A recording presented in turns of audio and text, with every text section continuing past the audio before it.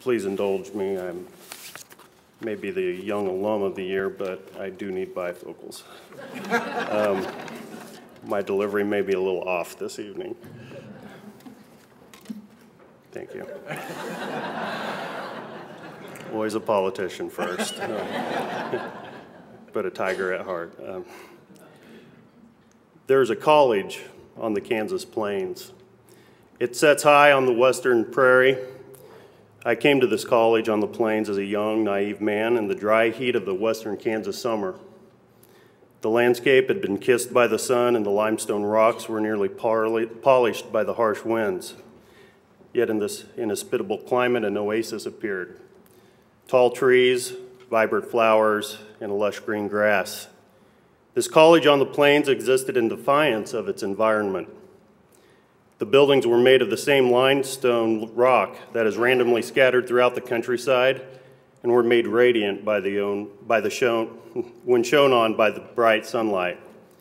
Suddenly, if not accidentally, the solitude and scarcity of the plains became obliterated, and an invitation was extended to all who sought wisdom and opportunity. As time passed by, the solitude of the wheat field stood in contrast to the camaraderie forged between its students. Friendships were made that still thrive, and knowledge was obtained that still proves valuable today. At this college on the plains, friendship could be found in great efforts, expended in both legitimate as well as questionable activities.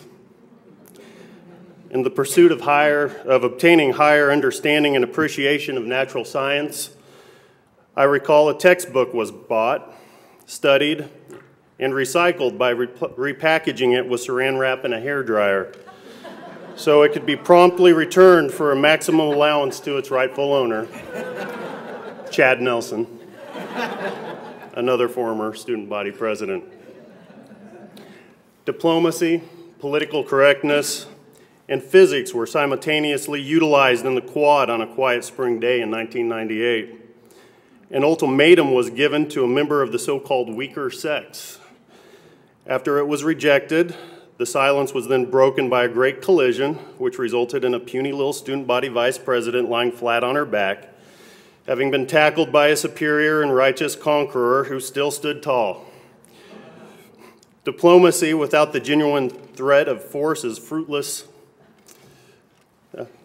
For every action, there is an equal and opposite reaction. And I don't care whether or not you're a girl, as Miss Lane can now attest to. Great philosophical debates concerning, among other topics, anatomy, rose frequently. A question to this very day that results in hours of high-minded discussion between myself and a Mr. Kevin Hedrick is still thought about.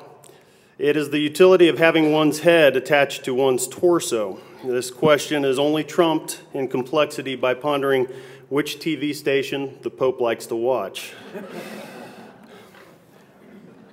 This college on the Western Plains extolled upon us some of the more memorable experiences than that, but Dr. Hammond has advised me to keep the program a rated G. Unfortunately, I had to leave this university, and I did so in a similar fashion to how I arrived 5 years earlier. The sun was high in the Kansas sky, and the wind was blowing with its regular intensity. I don't recall if it was blowing from the feedlots or not that day, but I do remember it was powerful. Upon leaving, that once naive young man had matured and had acquired the ability to use his knowledge he had gained. To that, I am forever grateful for Fort Hays State University being part of my life. From that point on, however, I must confess that my life has been one great disappointment after another to both my friends and family. You see, I left college on the top of my game. I was student body president at an institution of higher learning and went to KU.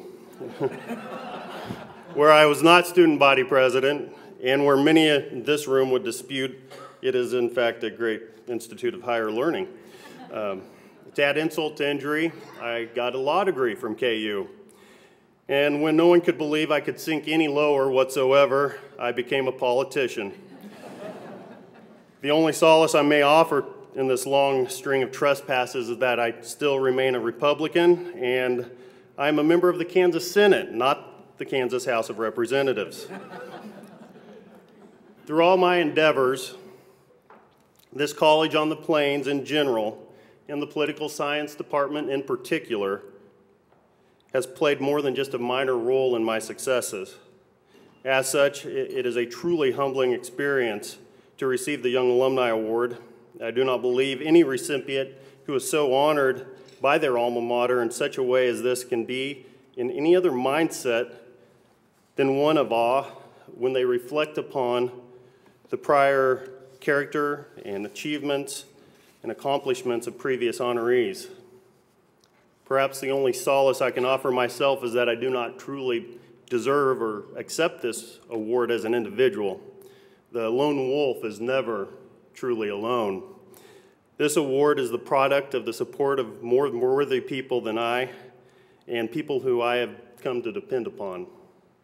My parents, who are here tonight, have always been supportive of my pursuits by encouraging me and, more importantly, instilling in me that strong Kansas work ethic. Although I'm hesitant to allow any of them to blog websites on my behalf during an election cycle, my friends have always pushed me to try harder, and John Ross especially has had to offer me invaluable criticism when I needed it. And of course, my wife and sons have given me and continue to give me inspiration and drive to push forward. This award is not possible without any of you. I thank everybody for being in attendance here this evening and sharing in this special event. This is a memory that will certainly last for me for a lifetime. I thank the Alumni Association and the Foundation for their generous hospitality, and I look forward to helping to make this College of the Plains even better for future recipients. Thank you, God bless, and go Tigers. Thank you.